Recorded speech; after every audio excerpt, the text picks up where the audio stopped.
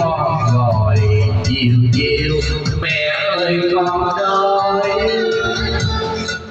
có chi đâu còn gao lại với cánh tơ.